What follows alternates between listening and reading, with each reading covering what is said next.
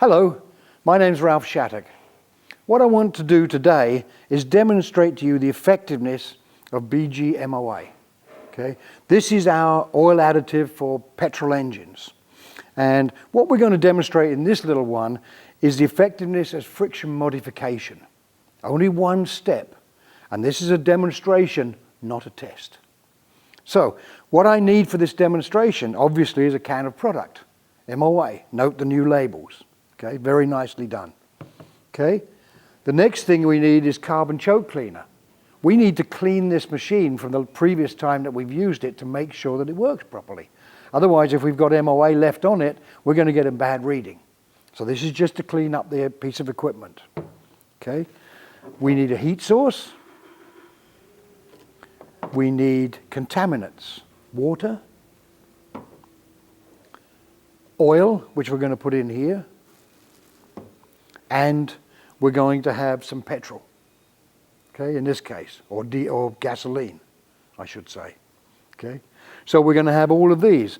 I need a piece of emery cloth to clean the machine, to make sure that I don't have any friction modifiers left on the surface, and occasionally I'll need a pair of pliers. My other number one thing that I love for all my demonstrations is concentrated sulfuric acid. Okay, it's my favorite thing out there, okay? And you will need a plentiful supply if you're going to do the things that I do, okay? So here's how we do it. First of all, we have a bearing, a new bearing inside here. When I press down on it, we will be getting some pressure between these two metal surfaces. When there's no oil at all in there, we're going to get friction, which you'll hear the noise, the squealing noise. That is actually metal bonding together and breaking off. So we're creating a lot of wear inside this engine, okay, with no lubrication at all. So the simplest way to do it, when I press down on here with the bearing running, I'm going to push down until it locks up, and then a member of the audience is going to give me the number that it reads down here in pounds per square inch. Okay? Doesn't matter what number, what denomination, whether it's kilograms per litre, it doesn't matter. Okay, pounds per square inch is what we're using to demonstrate with it today. So, turn it on, a little bit of noise, okay, and then when I put this down, I'm going to press down slowly. I want to do the same thing every time for the different products I'm going to use. So, we push down. Okay. For safety, I put my glasses on, okay? Your choice. For me, this is better, okay?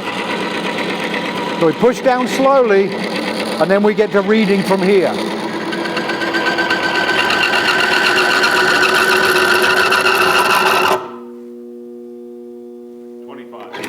Twenty-five pounds per square inch of pressure.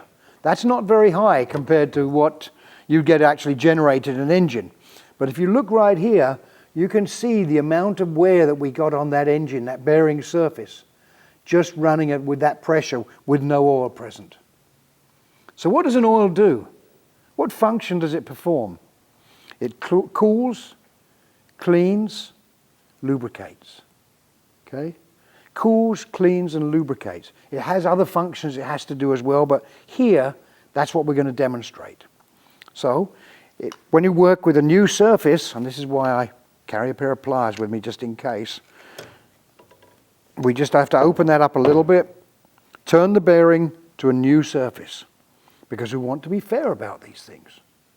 Okay? And then I pop this back on here again. Now I have a brand new surface. So what we do next is I take my oil, just a generic oil. We do have others, and you can use anybody's oil in this. Okay? We put enough oil in here until we get a film of oil on the bearing surface. This is our cushioning effect that we get from an oil to stop the friction. Now we repeat the process with oil between the two metal surfaces, and we take another reading of pounds per square inch on this meter again. Okay? Slowly.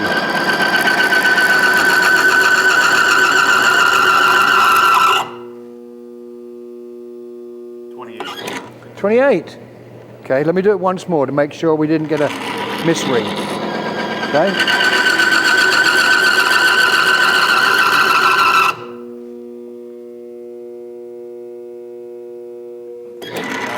29, okay. It didn't actually change very much, did it? As I push down on here, we're actually forcing the oil out of the way. And the thinner the oil, the easier it moves out of the way. So we have, again, no lubrication in there. So we're creating wear. This happens even faster when the oil is old. Let's look at the bearing surface again. It is scored very badly. Okay? That means I'm creating a lot of wear inside this engine. I'm also getting a lot of metal going around through the engine, which is actually causing more wear in other parts of the engine. It's just like sandblasting it. The more I get, the quicker it wears out the engine. Okay? Now what we're going to do is see how MOA works. I'm going to do it first, though, with an old bearing surface. So now we've got an old car, and I want to see what are the effects on an old car by adding MOA to it. So we take MOA and open it. Obviously, I have opened this already because I didn't break a fingernail doing it. Okay? So, we now add some MOA until we get to a little red color. Okay? Now we have a little red inside the system. So obviously I've used a little bit more than we normally do, but it's very hard to put a couple, just a fraction in there. But this is a demonstration. It is not a test. Anybody who says test is really lying. Okay, what we need is a test number if you're doing a test, an ASTM test number. So now I'm going to see what effect it had on this old bearing surface. So when I press down on it again slowly, I need somebody from the audience, again, preferably the same person with the bad eyesight, to come up here and do the same reading for me again. And we'll see how far it goes with MOA added to an old engine. Okay?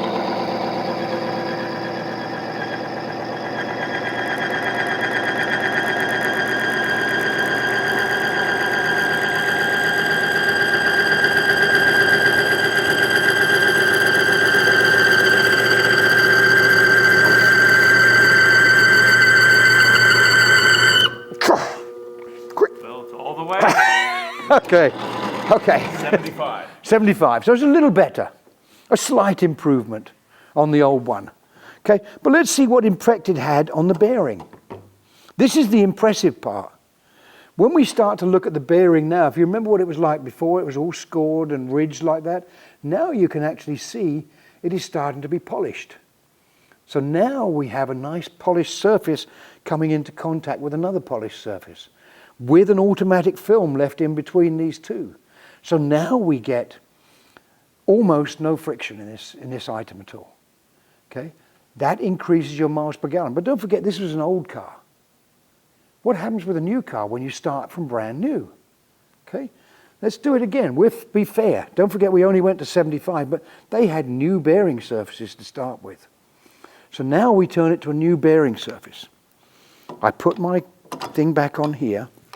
So now we're going to show the same thing with a new car, with a new bearing surface, and we're going to, with old oil in there, and see what the effect is. We're going to hold it at 75, see if it locks up there first. Okay? Again, we do it slowly.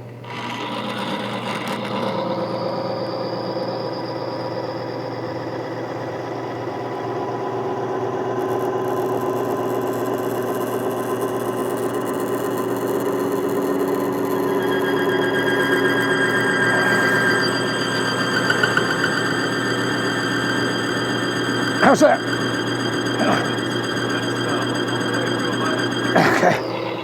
Okay. Okay. I have had people bend the torque wrench. A big guy came in once and bent my torque wrench for me. Okay. It's very impressive demonstration.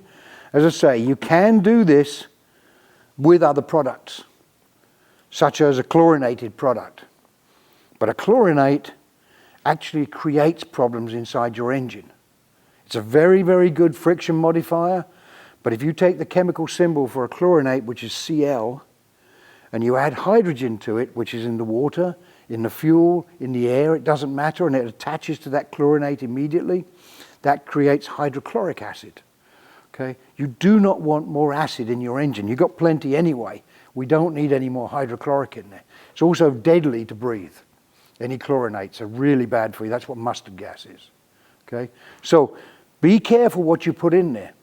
You can do this demonstration with Clorox bleach. Okay? And it's phenomenal as a demonstration. That's why I say this is a demonstration. It is not a test. We have other facets which we will include for MOA, other parts of it. But let's go a step further. Okay? What happens to contaminate oil when you're driving down a road? What are the contaminants that you use that occur in an engine oil? Okay? Over a period of time, according to Quaker State, your car, because of condensation and things like that, will produce up to 100 gallons of water that gets down into your oil during the next 2,000 miles of driving. 100 gallons. Depends on how many times you cycle off on and off the key. But every time it drops by 30 degrees, the engine temperature, you get condensation taking place. In the morning it evaporates, so you see some steam coming off it, which I'm sure you've all noticed on a cold day. So I'm going to add this to it. We're going to contaminate this oil. That's a lot of water going in there. So we've contaminated it with water. What else? Every time I turn the engine off, petrol or gasoline or diesel fuel runs down past the rings, the little bit that's left on there. So that gets into your oil as well. We're diluting this poor old oil down really badly. You can see it starting to foam a little bit on the bearing surface. The other thing, 1 to 4 pounds of sulfurous and nitrous acids every 2,000 miles of driving. 1 to 4 pounds of it. It's sulfurous and nitrous, not sulfuric. I'm using sulfuric, which is an oxidizing agent. So this is going to break this oil down very rapidly. You will start to see the color change on the oil. See how it's getting darker now? Ever seen oil that's dirty like that? Foamy like that? It's getting ethylene glycol in there because the head gasket's leaking. Look at the condition of it now. How is this going to work? Your wife gets up and gets in the car in the morning and wants to get the car hot.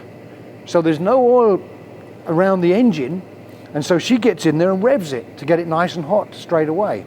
What's going to happen in a regular one? We're going to get that wear that we saw in the first instance. This one, we've got a protection left. Let's see what happens with this one. Okay?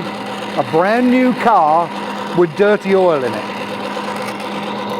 I'm going to push down slowly, okay? And see what the reaction is. Not a sound yet. Just to get a little.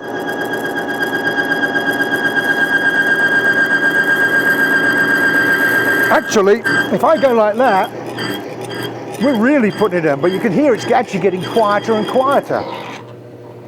Quite impressive, wasn't it? Look at the bearing surface. Look at the reaction that we're going to have on a new car. See that little mark there? That's it. With all of that pressure and all of that torque that we created, you can barely feel it. It's just a polish mark. So now we're going to have an engine, even if you don't change the oil when you should, we're still not going to create that wear for quite a long time. We can go a lot longer with MOA in it than you can without. Okay? Before you use this machine again or do anything, you can certainly pass the bearing around to everybody during each stage or whatever you like. At the end of it, pass that bearing around. They'll be impressed. The customers will. We've now shown them friction modification with MOA. Okay? After you finish, clean it up. Because if you don't, you're going to have a misread because of all the old MOA that's left on this bearing surface. Okay? We want to make sure that you don't get egg on your face when you're doing a demonstration. Believe me, I've had egg on my face so many times from using equipment that I don't know what it's like. So clean it. Do not use 402. Brake and parts cleaner, use 411 to clean it with. Okay?